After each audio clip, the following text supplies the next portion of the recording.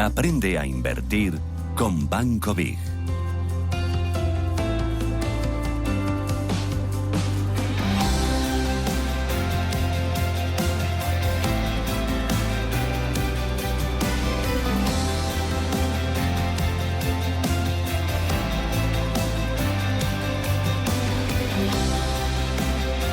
Abrimos en Capital Intereconomía 9:34 el espacio que dedicamos a la educación financiera. Cada viernes aprende a invertir con Banco Big y con Nicolás del Río, que es analista de mercados de Banco Big. Nicolás, ¿qué tal? Buenos días. Muy buenos días, Susana, ¿qué tal? Muy bien.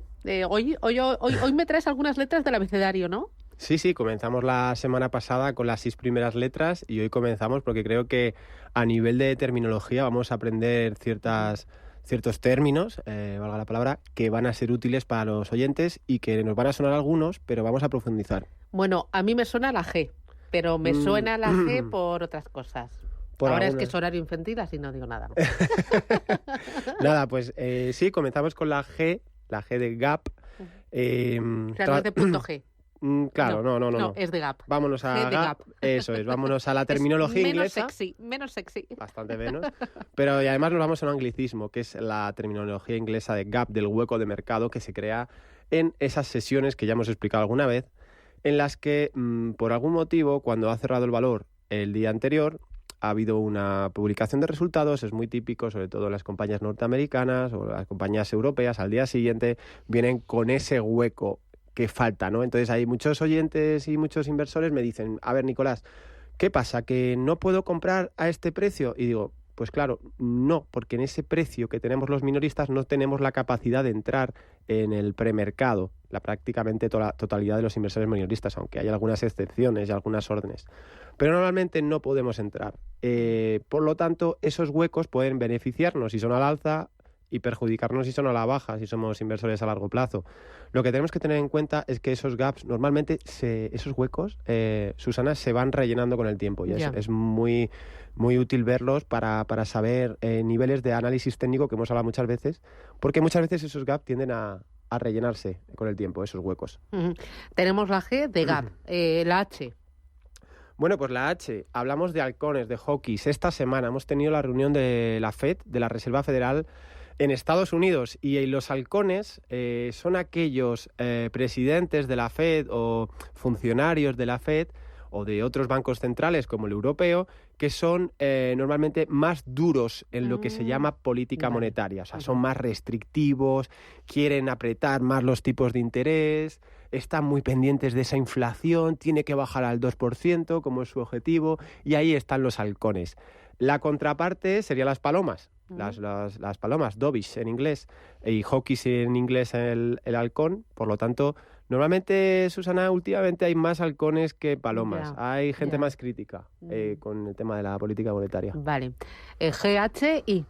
Y de indexados. Y de indexados. Yo creo que es la palabra más famosa o el término más famoso de lo que llevamos de los últimos años en lo que son inversiones. Supongo que habrá venido multitud de gestores contigo a hablar de los fondos indexados y sus ventajas. No vamos aquí a hacer una gran yo explicación. Creo que ambos están condenados a entenderse, a convivir. Sí. Que esto es como ¿a quién quieres más, a mamá o a papá? No.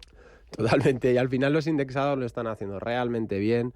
Tenemos que, para aquel oyente que esté un poco despistado todavía y que esté empezando, pues lo vamos a explicar. Simplemente los indexados son aquellos fondos que se ciñen a una ponderación de un índice o de un sector en general o de un grupo de bonos gubernamentales, un grupo de materias primas. Entonces nos vamos a indexar, vamos a ir con el mercado. Es decir, yo no quiero tomar decisiones en el mercado porque me ha ido muy mal este año, pues bien, voy a buscar esos ETFs o fondos indexados para ir con el mercado.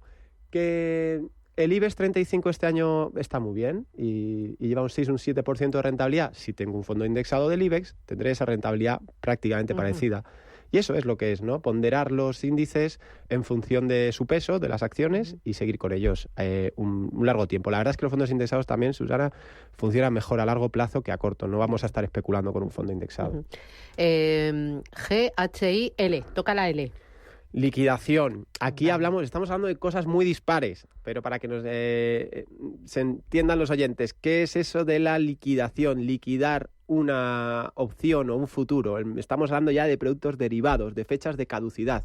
Cuando tenemos contratos de futuros y de opciones, estamos hablando de plazos, Susana. Estamos hablando de puntos en los que el producto derivado nos está llevando hacia un precio futuro, pero que ese precio de futuro va a tener una liquidación, lo que llamamos la hora bruja, que la hemos hablado alguna vez, el vencimiento de opciones y futuros. Entonces, si yo, por ejemplo, tengo un futuro del azúcar o del cacao, que ha subido mucho, por lo visto, este año está siendo uno de los productos, además, el futuro del cacao, pues si quiero seguir en él, sé que tiene una liquidación y que tengo que comprar el siguiente contrato. Entonces, cuando hablamos de liquidación, hablamos de caducidad de los contratos. Hay que estar muy pendientes que muchas veces muchos inversores se quedan fuera porque su contrato se liquida y no están pendientes de comprar el siguiente contrato. Entonces hay que tener cuidado. Bueno, vamos ahora con la M. Market Maker. Otro término... Me gusta, suena muy bien, ¿eh? Market Maker suena fenomenal. Es una terminología inglesa, como todos sabemos. Es como decir los fabricantes del mercado, los que fabrican el mercado. Claro, ¿y eso crean? ¿Quiénes son? Entidades, normalmente, pueden ser también a nivel minorista, pero normalmente son entidades muy, muy, muy grandes que compran y venden acciones y proveen liquidez para que tú y yo podamos comprar acciones, productos derivados y demás. Es decir, son entidades... Es muy importante, ¿no? Muy importante. O sea, pueden ser mercados organizados como puede ser la Bolsa de Madrid o la Bolsa de Estados Unidos o la Bolsa de Frankfurt en Alemania. Nos proveen liquidez y por eso los market makers son tan importantes, porque nos hacen que podamos comprar y vender acciones. Con lo cual, los market makers, quedaros con este término, es los que nos están proveyendo en el mercado de esa liquidez y de esa compra-venta de acciones. ¿También pueden ser entidades privadas? También pueden ser entidades privadas. Hay que tener más cuidado porque estos productos son ya CFDs, se habla de la contraparte, se habla de que hay unos intereses por ahí, digamos, secundarios de la entidad gestora privada, pero bueno, hay que tener en cuenta que los market makers son muy importantes porque son los que nos dan la oportunidad de comprar, vender acciones en el mercado.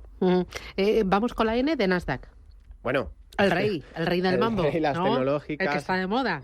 El índice quizás más interesante de todos. No vamos a descubrir aquí el Nasdaq hoy, Susana, ya lo saben todos los oyentes, que es el índice tecnológico más importante del mundo. Y lo que sí que voy a decir es un apunte que muchos inversores me cuentan cuando hablamos en Banco de Inversión Global, hablo con ellos y me dicen, dice Nicolás, es que el Nasdaq está subiendo un 30% y mis acciones del Nasdaq este año no van para arriba. Y yo les digo, es que ha cambiado mucho el Nasdaq, Susana. Sí. Últimamente, tú lo sabes porque hemos hablado multitud de veces de las magníficas 7, otras compañías, sobre todo de inteligencia artificial, que se están metiendo en la ponderación del Nasdaq y están distorsionando ese Nasdaq. A mí, principalmente, me gusta el Nasdaq Equal Weight, que es un índice ponderado por todas las acciones del Nasdaq en la misma proporción, no que Apple tenga un 8%, Microsoft un 4%, porque es que están copando el mercado, están copando ese índice y no es representativo. Entonces, cuando hablamos del Nasdaq Equal Weight, estamos hablando de realmente la salud de las tecnológicas. Muchas veces nos quedamos, el Nasdaq va muy bien.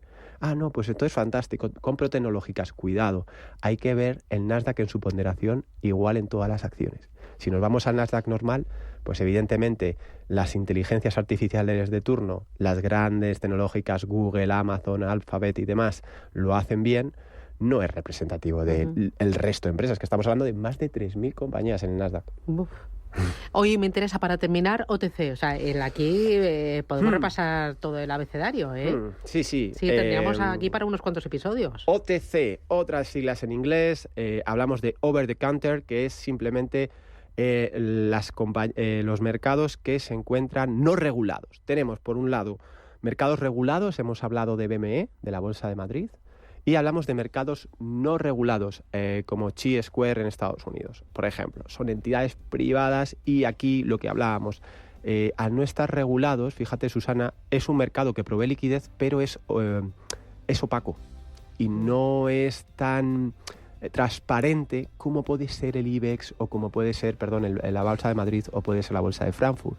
Entonces hay que tener mucho cuidado porque muchas compañías, fíjate, hablando con muchos inversores me dicen, es que ahora me dice que está cotizando en un mercado OTC esta compañía americana. Digo, cuidado.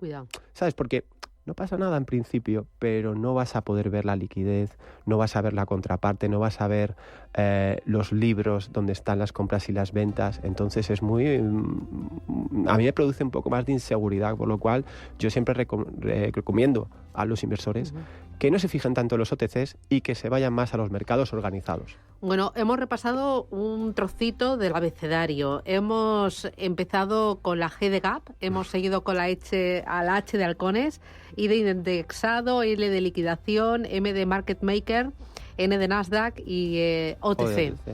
Podemos seguir el próximo día, ¿eh? Yo creo que lo vamos a terminar. Yo creo que lo vamos a terminar. Y además vamos a buscar, y vamos a buscar hasta la W y la Z, que suelen ser más complicadas. El otro día con un compañero del banco me decía, pero cuando llegues a esas letras, ¿tú crees que vas a...? Encontraremos, porque en este mundo de las inversiones, Susana, tenemos... Es muy creativo y es muy emocional, ¿no? Sí. Tenemos para adentrarnos en un mundo, en un mar de terminología y de aprendizaje que para mí es fundamental. Y es un poco poético también. Siempre. Hay que unir la poesía con las letras y con los números. Así claro que vamos a seguir. Nicolás del Río, desde Banco Vic, muchísimas gracias por esta pequeña lección de economía, por esta dosis de educación financiera. Y pueden escuchar los oyentes, pues este audio, pueden volver a repasarlo en Banco Vic. Tenéis ahí colgados un montón de vídeos muy chulos, muy interesantes, también artículos muy didácticos y estos podcasts que a mí me encantan, sobre todo porque aprendo y me lo paso bien. Susana, eres más que bienvenida y todos los oyentes igual. Para terminar la semana. Por supuesto, y buen fin de semana para todos. Nicolás, un abrazo, chao. Muchas gracias, adiós. Susana.